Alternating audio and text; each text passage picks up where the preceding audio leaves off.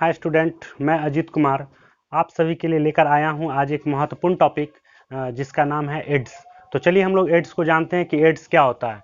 Ads acquired immuno deficiency syndrome है, यानी acquired का मतलब होता है उपार्जित, यानी उपार्जित प्रतिरक्षा में कमी के कारण जब शरीर में विभिन्न प्रकार के रोगों के लक्षण दिखाई देने लगते हैं तो हम लोग समझते हैं कि वह व्यक्ति एड्स जैसे रोगों से ग्रसित हो चुका है। एड्स में क्या है, यह एक उपार्जित रोग है जिसमें शरीर की प्रतिरक्षा तंत्र में क्या हो जाती है, कमी हो जाती है, तो हम लोग बोलते हैं उसे एड्स है।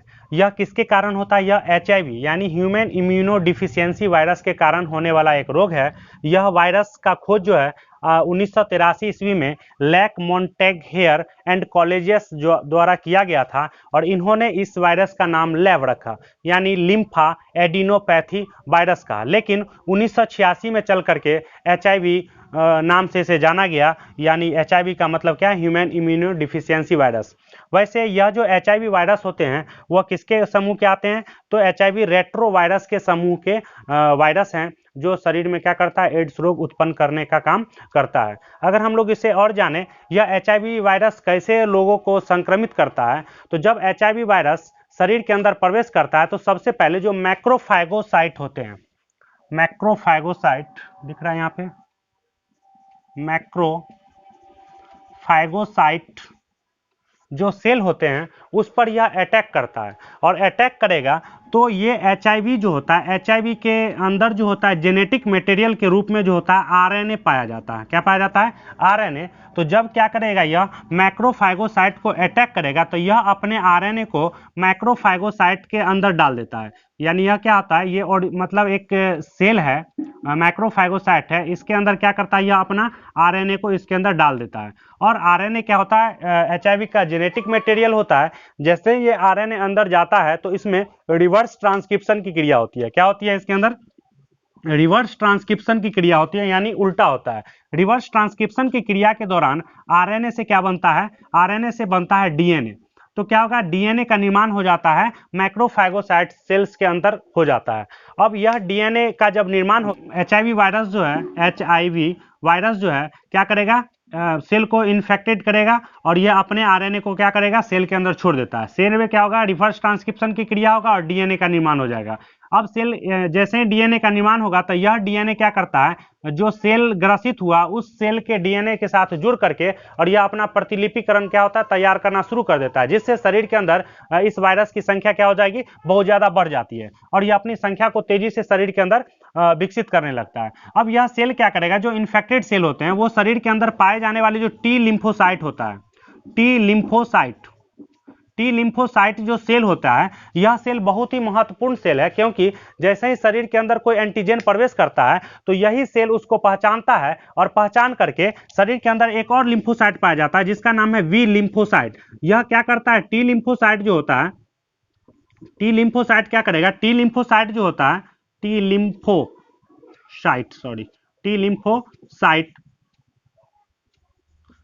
ये टी लिम्फोसाइट जो होता है वो क्या करेगा, बी लिम्फोसाइट को उत्तेजित करता है एंटीबॉडीज का निर्माण करने के लिए। किसका निर्माण करने के लिए, एंटीबॉडी का क्या करेगा, निर्माण करने के लिए उत्तेजित करता है। लेकिन जब एचआईवी वायरस शरीर के अंदर प्रवेश करेगा तो क्या करेगा, सबसे पहले किसको क्षति पहुंचाता है, माइक्रोफैगोसाइट को क्षति पहुंचाता है। माइक्रोफैगोसाइट के क्षति, माइक्रोफैगोसाइट क्या सेल होता है, ये जो जीवाणुओं को भक्षण करने वाला जो सेल होता है उसी को हम लोग बोलते हैं माइक्रोफैगोसाइट। तो सबसे पहले इसको क्षति पहुंचा दिया, उसके बाद क्या करता है, एचआईवी वायरस जो है अपनी संख्याओं को शरीर में तेजी से बढ़ाने लगता है और शरीर के टी लिम्फोसाइट को क्षति पहुंचाता है, यानी टी लिम्फोसाइट को क्या करेगा, नष्ट करने का काम करता है, जिसके कारण यह बी लिम्फोसाइट जो सेल होते हैं उसको से उत्तेजित नहीं कर पाता एंटीबॉडीज का निर्माण करने के लिए। और जब शरीर के अंदर एंटीबॉडीज का निर्माण नहीं होगा तो फिर क्या करेगा, शरीर के अंदर प्रवेश करने वाले एंटीजन के विरोध में एंटीबॉडीज नहीं बना, शरीर के ऊपर अपना घातक प्रभाव दिखाएगा, जिसके कारण व्यक्ति रोग से ग्रसित हो जाता है। और चूंकि टी लिम्फोसाइट अब है ही नहीं तो धीरे धीरे क्या होगा, बहुत सारे जीवाणु शरीर के अंदर प्रवेश करते रहेंगे, बहुत सारे वायरस शरीर के अंदर प्रवेश करते रहेंगे और विभिन्न प्रकार के रोगों से ग्रसित करते रहेंगे, जिस जिसके कारण एक दिन व्यक्ति की मौत हो जाती है। तो मैं कह सकता हूं कि एड्स से किसी व्यक्ति की मौत नहीं होती है, बल्कि अलग अलग प्रकार के रोग जो शरीर के अंदर प्रवेश होकर के अपने अपने लक्षण जो मतलब रोगाणु प्रवेश करके अपने अपने लक्षण को प्रकट करते रहते हैं, जिसके कारण व्यक्ति की मौत हो जाती है। यह मौत क्यों होता है? क्योंकि शरीर में इम्यूनिटी सिस्टम जो होता है, रोग प्रतिरक्षा क्षमता जो होता है, वो समाप्त हो जाता है। अब हम लोग देखेंगे कि आखिर इसके तो कुछ लक्षण होंगे, तो जरूर लक्षण होंगे। अभी मैं बताता हूं कि इसका लक्षण क्या होता है। चलिए हम लोग देखेंगे इसका लक्षण अभी कि सिम्टम्स इसके क्या हैं। तो सिम्टम्स जो साधारणतः देखा जाता है, इसके लक्षण जो हैं, ये लक्षण जो देखने को मिलेगा वो क्या होता है? लक्षण यहाँ पर दिख रहा है। लक्षण में क्या होता है? सबसे पहले अगर हम लोग देखेंगे तो इसका क्या होता है? पेट खराब। जैसे पेट खराब हो गया, तो पेट खराब हो गया तो वो जल्दी ठीक नहीं होगा। क्यों नहीं ठीक होगा? क्योंकि इम्यूनिटी सिस्टम कमजोर पड़ गया है। टी लिम्फोसाइट को क्या किया है? इसने मार दिया है। दूसरी बात है कि बुखार रहना, बुखार रहता है। उसके बाद क्या होगा? सांस लेने में तकलीफ होगा, सांस लेने में तकलीफ होगा, या दिक्कत बोले तो सांस लेने में कठिनाई। सांस लेने में क्या होने लगता है? कठिनाई होने लगता है। लगातार अगर हम लोग देखेंगे तो लगातार वजन में कमी होने लगता है, लगातार वजन में कमी होने लगता है। तो ये सब कुछ साधारण लक्षण है। गले में खराश हो जाएगा, सर्दी हो जाएगा, खांसी होता रहेगा, तो यह सब कुछ इसके साधारण लक्षण हैं। यह फैलता कैसे है? तो इस बात को अगर हम लोग ध्यान दें तो अय्यास लोगों को ज्यादा फैलेगा। क्यों फैलेगा?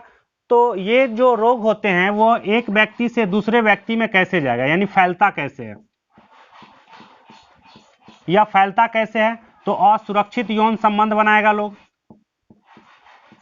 असुरक्षित यौन संबंध बनाने से, असुरक्षित यौन संबंध बनाने से यह रोग फैलेगा। दूसरा क्या होता है कि अगर संक्रमित ब्लड को अगर चढ़ा लिया जाए, संक्रमित ब्लड, अगर कोई व्यक्ति एड्स से ग्रसित था और वह व्यक्ति अपने ब्लड को किसी व्यक्ति को दान किया और वही संक्रमित ब्लड अगर चढ़ गया शरीर में, तो व्यक्ति क्या होगा? इससे ग्रसित हो जाएगा। यदि कोई संक्रमित व्यक्ति जो ब्लेड यूज कर रहा है शेविंग करने के लिए, नाखून काटने के लिए, अगर उसका हाथ या चेहरा पे कहीं पे कट गया, उसका ब्लड टच हो गया और वो उसी चीज को अगर किसी दूसरे व्यक्ति ने यूज किया, तो फिर क्या होगा? ब्लेड को भी अगर संक्रमित व्यक्ति द्वारा ब्लेड यूज किया जाएगा तो उससे भी यह रोग फैल सकता है। निडल अगर संक्रमित व्यक्ति यूज किया है, यानी जिस निडल का यूज करके व्यक्ति को इंजेक्शन दिया गया था, उसी निडल को किसी दूसरे व्यक्ति के यूज करके किसी दूसरे व्यक्ति को अगर इंजेक्शन दिया जाएगा, तो वह व्यक्ति भी क्या हो सकता है? इस प्रकार के रोगों से ग्रसित हो सकता है। तो ये इसके फैलने का कारण था और इसके कुछ लक्षण थे। इसके अगर उपचार की बात किया जाएगा तो उपचार अभी तक इसका कुछ भी नहीं है। हाँ, कुछ मेडिसिन है जिसके द्वारा व्यक्ति लंबे समय तक, कुछ लंबे समय तक जीवित रह सकता है। तो मेडिसिन क्या है, यानी दवा की अगर हम लोग बात करें तो जो कुछ दवा यूज होता है, इसमें दवा जो यूज होता है वो है रेमडेसिविर। ये रेमडेसिविर है, कुछ और है जैसे ये सब कुछ मेडिसिन है जिसका उपयोग करके व्यक्ति कुछ लंबे समय तक जीवित रह सकता है। इसका जांच कैसे किया जाता है? तो जांच जो किया जाता है इसके लिए टेस्ट है इलिसा टेस्ट। इलिसा टेस्ट है, यानी इलिसा का मतलब हो गया एंजाइम लाइक इम्यूनोसॉर्बेंट एसे।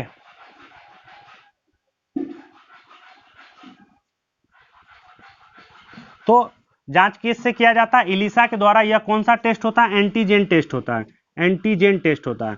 तो इलिसा के द्वारा क्या किस चीज का जांच किया जाएगा? एड्स का जांच किया जाएगा।